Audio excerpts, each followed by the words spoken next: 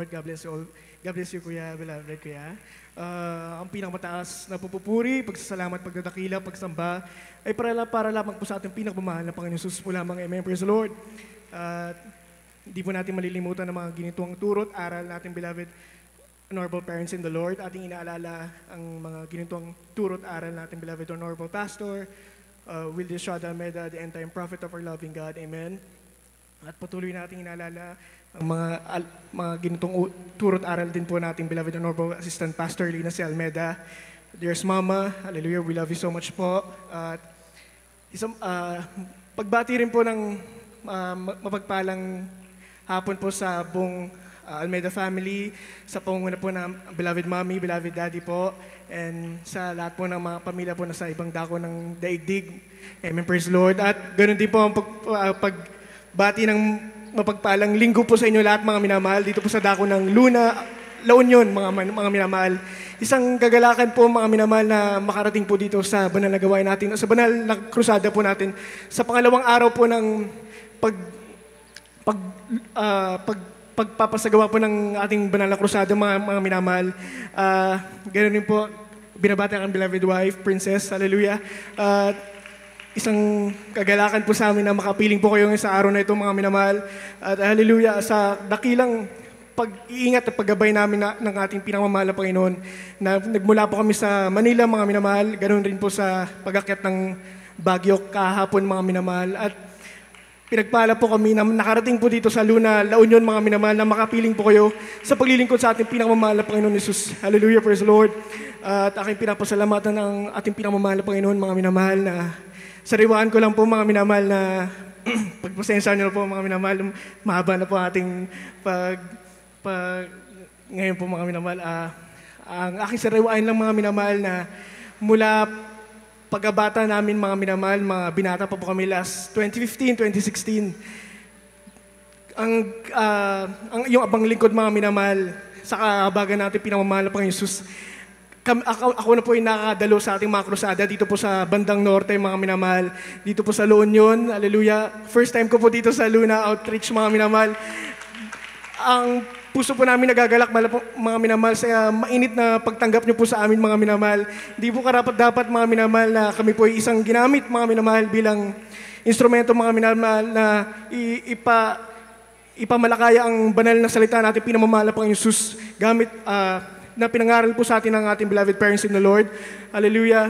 At kayo po yung mga ginigiliw na baguhan, mga minamahal, kayo po yung pinagpalan na nakarating po dito ang banal at totoong salita natin, pinamamahal na Panginoon Jesus. Amen, praise the Lord, na dala-dala ng ating beloved honorable pastor, assistant pastor, hallelujah. I-share ko lamang po, mga minamahal, na nung mga panahon po ng pandemya, mga minamahal, ang iyong abang lingkod, hindi po ako nakaranas ng ganyang sakit na lumalaganap, mga minamahal. Ang beloved father ko po ang nakaranas ng ganyang sakit. Hallelujah, na between life and death na po, mga minamahal. Ngunit kami nagtiwala sa mahal na Panginoon, mga minamahal. Nagbigay ng buong tiwala, 100% sa mahal na Panginoon, sa pananampalataya sa ating pinamamahal na Panginoon, na tinuro sa atin ng beloved parents in the Lord, na sumampalataya ko, mga minamahal, na gagawa ng himala sa buhay natin ang mahal na Panginoon, mga minamahal. Hallelujah. Naranasan ko po yan, mga minamahal, na kami po ay na-quarantine, mga minamahal. Ang iyong abang lingkod, kasama na aking beloved father, mga minamahal, na ako po ang nag-alaga sa aming beloved daddy, na positive po siya. Ako po, kabagan, hindi po. Ngunit, sa ganong katagal na nag-alaga po sa kanya, mga minamahal, hindi biro, mga minamahal, na nakasuot ka ng PPE sa buong isang linggo, mga minamahal. Hindi ka nakakahinga, hindi ka nakakain ng maayos. Ngunit, sa dakilang kahabagan natin pinamamahal po Jesus, wala akong naramdaman ni anong sakit, mga minamahal. Dahil sa mga pagpapalat turo na ating beloved parents in the Lord, hallelujah, kami po ay nanalangin araw at gabi. Hallelujah, nakuluhod, mga minamahal, na dumadaing sa ating pinamamahal na Panginoon Jesus. Karakadaka, mga minamahal, pinagaling ang aking beloved Father. Amen, hallelujah, praise the Lord. Hallelujah. Hindi po biro ang ganyang sakit, mga minamahal. Lalo na po sa edad po ng aking beloved daddy. Ngunit, dakilang pagpapala po sa amin na muling makarecover po ang beloved daddy. Amen, praise the Lord. Hallelujah. Kaya sa aming mga beloved na ginigiliw na mga baguhan, mga minamahal, hindi po kayo nagkamali na pinuntahan, mga minamahal. Hallelujah. Na may plano ang mahal Panginoong Hesus sa inyong mga buhay, mga minamahal. Hindi kayo dumako dito ng aksidente, mga minamahal. Tinawag kayo ng mahal na Panginoon sa inyong mga pangalan na makarinig ng salita at tunay na salita natin pinakamamahal na Panginoon Hesus. Sa totoong gawain natin pinakamamahal na Panginoon Hesus. Hallelujah. Magpatuloy kayo, mga minamahal, na dumalo, mga minamahal namin mga baguhan. Patuloy po kayong dumalo, mga minamahal, at hindi magtagal, nagagawa ng himala ang mahal na Panginoon sa inyong mga buhay, mga minamahal. Kung paano nyo po narinig ang mga dakilang patotoo dito sa ating harapan, mga minamahal. Kayo po'y manampalataya, magsisi, mga minamahal, na maming mga baguhan. Di po magtatagal, gagawa po ang himala ang ating pinamamahal Panginoon sa inyong mga buhay. Amen, praise the Lord. Ganoon din po ang aming papasalamat, mga minamahal, sa lahat ng kapatiran po na nandito po sa ikalawang krusada na ating ng mahal na Panginoon, hallelujah, sa lugar po ng La Union, mga minamahal. Sa inyo pong mainit na paglilingkod, marami po tayong nadadala sa paanan natin pinakamamahal na Panginoon Hesus, sa inyong matapat at mainit na paglilingkod sa pagsunod sa mga turo at aral natin, beloved parents in the Lord. Hindi po magtatagal at di ko na po pahabain, mga minamahal. Lahat ng papuri, pasasalamat, pagdadakila, pagsamba ay para lamang po sa ating pinakamamahal na Panginoon Hesus po lamang. Praise the Lord. God bless you po. At magdadagdag po ng pasasalamat ang aking beloved wife, Princess po. Praise the Lord.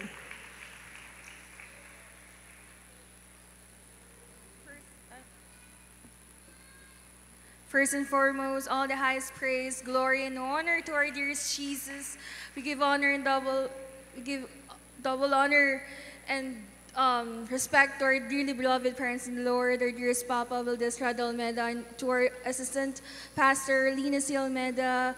Beloved greetings din po sa Almeda family mula po sa panganay, beloved mommy hanggang sa bunso po. At sa lahat po ng kapatiran, sa mga baguhan, datihan, sa mga webcast viewers po, isang mapagpalang araw po at linggo po sa inyong lahat. Maraming salamat din po sa mainit na pagtanggap niyo po dito sa amin sa Luna. Ito na po ata ang aming pangatlong krusada na napuntahan po aside po from outreach, and we're so very blessed po to be part of this crusade, and na makapiling po namin kayo sa araw na ito. Pagpapasalamat lang po ako sa ating pinakamamahal na Panginoon na pinag-ingatan niyo po kami mula po, ang lakas po ng ulan talaga sa Manila po, ng pag-alis po talaga namin, bugso po talaga, and bumiyahe po kami ng gabi. Pinagsasalamat ko po ang mahal na Panginoon dahil hindi niya po kami pinabayaan. Ginabayan niya po kami, pinalutan ng kanyang banal na presensya hanggang makaakyat po ng Baguio. Ngayon din po na makapunta po dito sa banal na gawain. Testify ko lang din po sa hindi pa po nakakarinig ng aking testimony. Ang aking beloved father din po ay nahatulan po ng life imprisonment po sa Dubai.